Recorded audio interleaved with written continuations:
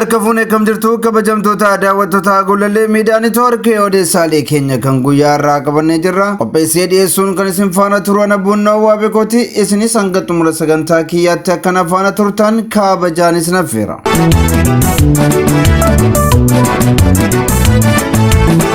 Maaturee keenya odeessa guyyaa irraa jalqabaatiin Wallagga Lixaa aanaa Boojii Dirmajjiitti dargaggoon tokko loltoota mootummaa PPtiin ajjeefamuun himamee jira. Akkamitti wanta jedhu qindeeffannee jirra isin biraan geenya.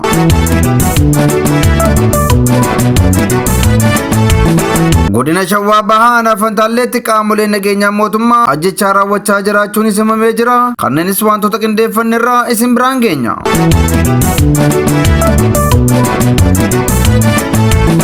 Maaturee keenya taanuun gareen paartilee siyaasaa 13 waamicha marii muummicha ministeeraa biyya taasisan kuffisuun isaanis dhagahamee jira. Qindeessineerraa isin biraan geenya.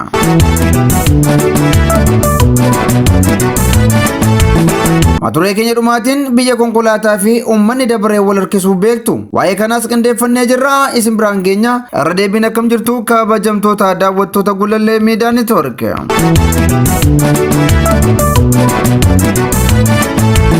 Wallagga Lixaa aanaa Boojii Dirmajjiitti dargaggoon tokko loltoota mootummaatiin ajjeefamee jira. Wallagga Lixaa aanaa Boojii Dirmajjii keessatti dargaggoon tokko bakka mana cidhaatii waraana maafiyaa PPtiin qabamuun ajjeefamuunsaa dhagahamee jira. Oromiyaa bakkoota adda addaa keessatti ajjechaan Oromoo irratti raawwatu haala amaan itti fufuun namoonni nagaan loltoota mootummaan haala suukanneessaa ta'een ajjeefamaa jiru. Godina Lixa Wallaggaa aanaa Boojii Dirmajjii ganda Galoo Faalikaa jedhamu keessatti waraanni PP dargaggoo tokko ganda Didibbee Tolii irraa mana cidhaa firoota isaa deeme Rooberaa Shifarraa jedhamu yakka tokko malee rasaasaan rukutuun ajjeesuunis dhagahamee jira. Rooberaan dargaggeessaa umurii 18 akka ta'ee fi hawaasa keessatti jaalala guddaa kan qabu ta'uu jiraattonni himuun hirmaannaa siyaasaa tokko malee maqaa hidhata waraana bilisummaa Oromoo waliin qabda jedhuun akka ajjeefames dubbataa jiru. Ajjechaan akka sabaatti Oromoo irratti xiyyeeffatamuun itti fufuun daguggaa sanyii akka ta'e ifaafatti mul'ataa waan jiruuf gochi kun jireenya keenya yaaddessaa jira jechuun jiraattonni himataati jiru. Haalilla waraana bilisummaa Oromoo torban kana keessa isaan irratti fudhateen kan dallanan qaamoleen nageenyaa mootummaa ajjechaa callisaa uummata Oromoo irratti raawwachaa jiraachuu maddeen keenya himanii jiru. Guyyoota sadan darban keessa haalilla waraana bilisummaa Oromoo isaan irratti raawwateen loltoonni mootummaa dhibbootaan lakkaa'aman ajjeefamuu fi kumaatamaan immoo booji'amuun isaanii ni yaadatama. Kanaanis waraanni mootummaa aleellaa kana rifatuudhaan uummata nagaa irratti harkasaa ol kaase dargaggoota akkasumas maanguddoota walumaa gala uummata Oromoo meeshaa maleeyyii ta'e irratti rasaasa dhukaasuudhaan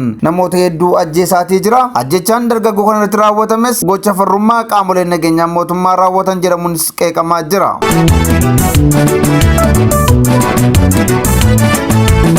Godina Shawaa Bahaa aanaa Fantaalleetti qaamoleen nageenyaa mootummaa ajjechaa raawwachaa jiraachuun himameera. Godina Shawaa Kaabaa aanaa Fantaallee gandoota adda addaa keessatti humnoonni mootummaa ajjechaa saamichaa fi dararaa uummata nagaa irratti raawwachaa jiraachuu jiraattonni himaniiru.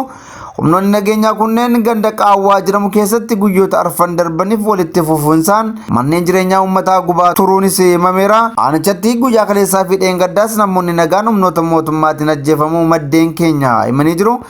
Humnoonni mootummaa hidhannoo qaban guyyoota arfan darbaniif ganda Qaawwaa keessatti manneen jireenyaa uummataa fi midhaan uummataas gubuun isa kaan immoo saamanii akka deeman jiraattonni himaa jiru. Kana malees waajjirri kominikeeshinii godina Shawaa Bahaa midhaan saamame kan waraana bilisummaa Oromoo wabooti jechuun fuula feesbuukii isaa irratti maxxansee ture. Saamichii fi daranaan humnoonni mootummaa gaggeessaa jiran kun waqtii oomisha gannaa dhufaa jiru kanaaf yaaddessaadha jechuun uummanni sodaa keessa akka jiraatus himamaa jira. Dhuma baatii Guraandhalaa ganda Haroo Qarsaa fi Deebitii keessatti namoota shan erga ajjeesanii uummanni naannichaa buqqa'uunis dhagahamee jira. Amma immoo kallattii jijjiirrachuun ganda Tuuroo Baddannootaa hanga ganda Algeetti bobba'uun uummanni sochii kamiyyuu akka hin taasifne dhorkaa jiraachuunis himamaa jira.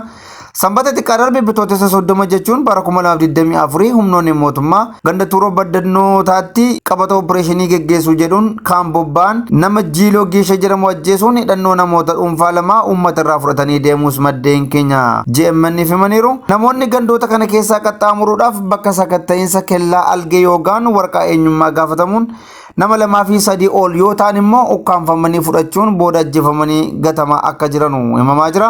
Akkasumas guyyaa kaleessaa bitootessa 31 bara 2024 ganda Gidaaraa bakka Unkulee jedhamutti nama Boroo Jiiloo jedhamu ajjeesuun hidhannoo namoota dhuunfaa 3 irraa fudhatanii deemuunis himamaa jira. Erga waggoota 5 darbaniitiis aanaan Fantaallee ajjechaa suukanneessan keessatti raawwatamaa jira. Abbootii gadaa Jiila irra turan dabalatee namoonni hedduun ajaja qondaaltota mootummaa naannoo Oromiyaatiin ajjeefamuun isaaniis ni yaadatama.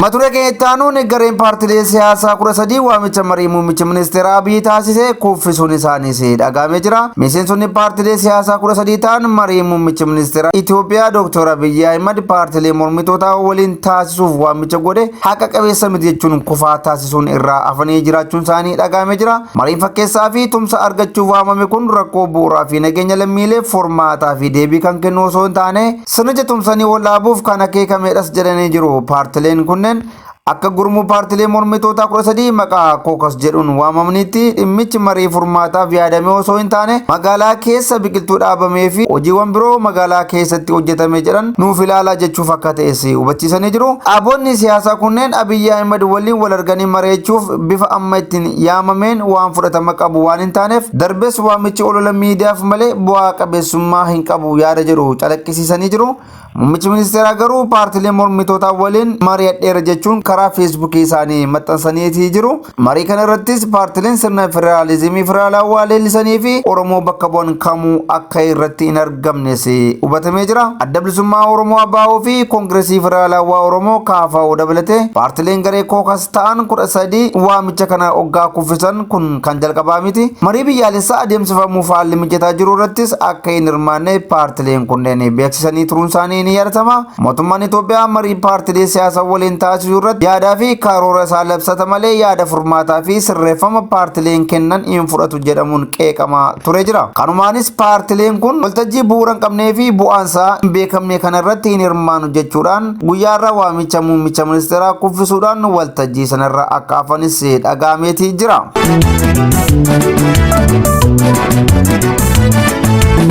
Mature keedhumaatiin biyya konkolaataa fi uummanni dabaree wal harkisu beektu jennee san gaafanne turre. Biyyoota hedduu keessatti konkolaataatu nama harkisee fiiga malee namni konkolaataa hoggaa harkisu hin mul'atu. Tarii balaan uumame yoo jiraate immoo maashineeronni hojii kanaaf uumaman waan jiraniif sanatti dhimma ba'ama. Biyya keenya Itoophiyaatti keessumaa naannoo Oromiyaatti immoo irra caalaa konkolaataatu namatti fayyadama. Waa'ee maalii dubbachaa jirta yoo naan jettaniif godina Baaleetti daandiin aanaa Dalloommannaa fi aanaa Harannaa Bulluq wal quunnamsiisu ciccituun imalaaf rakkisaa ta'uu jiraattoonni naannichaa himachaa turuun isaanii ni yaadatama. Tibbana rooba walitti aansee roobeen daandiin kun ciccituun uummanni gabaaf bahe osoo gabaa hin gahin karaa deebuu fi konkolaattonni daandii irratti dhaabbatanii rakkachaa jiraachuu maddeen keenya himaatii jiru. Kanumaanis uummanni gibira kaffaluun tajaajila lammummaa argachuu qabu konkolaataa yaabbatee deemuun irraa eegamu daboodhaan hoggaa konkolaataa harkisu ni mul'ata. Oromiyaan dinagdee Itoophiyaatiif galii dhibbantaa 66 akka galchitu daataan DGP biyyattii ni mul'isa. Kana malees uummanni Oromoo tajaajila lammummaa argachuuf mirga qabaatus daandii manneen yaalaa fi manneen barnootaa gahaa argachuu dhabuun rakkoo hamaa keessa jiraachuun isaa ni beekama. Magaalota Oromiyaa gurguddoo qofa halluu cuquliisaa dibuun kan bareechan caasaan mootummaa naannoo Oromiyaa gandeen baadiyyaa Oromiyaa rakkoo hamaa akkasii keessa akka jiran waan argan hin fakkaatu. Oromiyaa keessatti ijaarsi daandii parsantaa 50 gadi ta'uun jiraattonni jireenya dadhabbiin itti baay'atu jiraachaa jiru. Dubartoonni ulfaa saffisaan mana yaalaa gahuu osoo qabanii sababa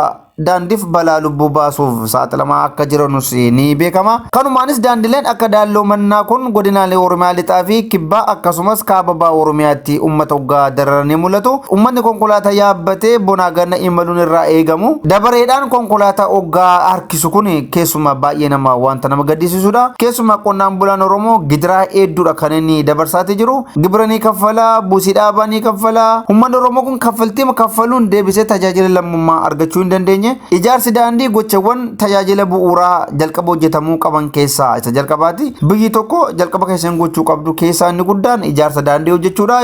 Ijaarsa daandii yoo hojjette malee walitti dhufuun gandaa gandaan aanaa aanaan godinaa godinni akkasumas naannoo naannoon wal arguu hin danda'u. Maaliif jennaan namni bakkaa bakka socho'uudhaaf daandii fayyadama. Daandii fayyadamuudhaaf immoo konkolaataa yookaan geejjiba fayyadamuun dirqama isaa ta'a. Geejjiboonni yookaan konkolaattonni immoo bakka daandiin mijataan akka kanaa hin jirretti immoo uummata tajaajiluudhaaf fedha qabanu konkolaattonni immoo bakka isaan uummata tajaajiluuf fedha hin qabnetti immoo dhiibbaa guddaan hawaasa naannoo sana gubbaatti ni jiraata. Fakkeenyaaf namni yoo dhukkubsate mana yaalaa deemuu hin danda'u, dubartiin da'umsarra yoo jiraatte mana yaalaa geeffamuu hin dandeessu. Sababni isaa daandiin hin jiru yookaan geejjibii hin jiru jechuudha. Kanumaafis kabajamtoota daawwattoota keenya haalli hawaasi keenya baadiyyaa kun keessa jiru baay'ee kan nama gaddisiisudha. Sababa siyaasaatiif uummanni keenya ajjeefama.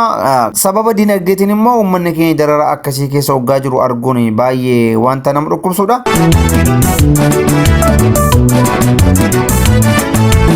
Hayyani kabajamtoota daawwattoota Gullallee Miidiyaa Neetwoorkii odeessaaleen keenya gaggabaaboon kan guyyaa irraatiif qabannee turre kanneen hangasii turanii qopheessee dhiyeessuun kan isin faana ture Nabbuun Nawwaa Beekooti. Qophiileen keenya yeroo hundumaa akka isin bira ga'aniif toora yuutuuba Gullallee Miidiyaa Neetwoorkii sabskiraayib laayik gochuun dagatinaa isiniin jenna. Wanta nu daawwattaniif galatooma.